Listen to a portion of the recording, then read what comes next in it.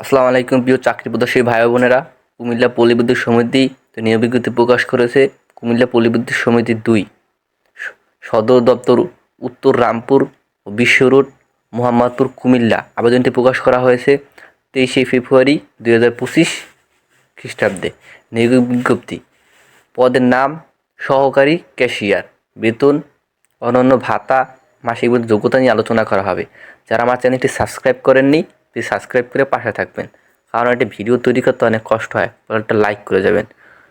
পদের নাম সহকারী ক্যাশিয়ার, বেতন, অন্যান্য ভাতা, প্রবেশ বেতন কাঠামো ২০১৬ মোতাবেক ১৮,৩০০ টাকা থেকে হতে ৪৬,২৪০ টাকা এবং নিয়ম অনুযায়ী বাড়ি ভাড়া, চিকিৎসা ভাড়া, ভাতা, অন্যান্য ভাতাদি প্রদান করা হবে। পদের সংখ্যা ৪টি কম বেশি হতে পারে। বয়সসীমা ১৮ থেকে ৩২ বছর। যোগ্যতা অভিজ্ঞতা এসএসসি সমানের পরীক্ষায় এসএসসি সমানের পরীক্ষায় বা উভয় পরীক্ষায় জিপিএ 5-এর মধ্যে 3 পেতে হবে, তো 3 পয়েন্ট পেয়ে উন্নতি হতে হবে।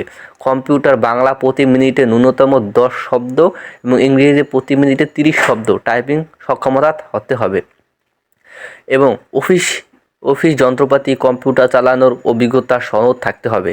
সহকারী ক্যাশিয়ার পদে নিম্নবর্ণিত প্রার্থীকে জামানত হিসেবে 20,000 টাকা জমা প্রদান করতে হবে। প্রার্থীর গ্রাহকের সাথে স্ফূর্তভাবে আচরণ করার সক্ষমতা থাকতে হবে।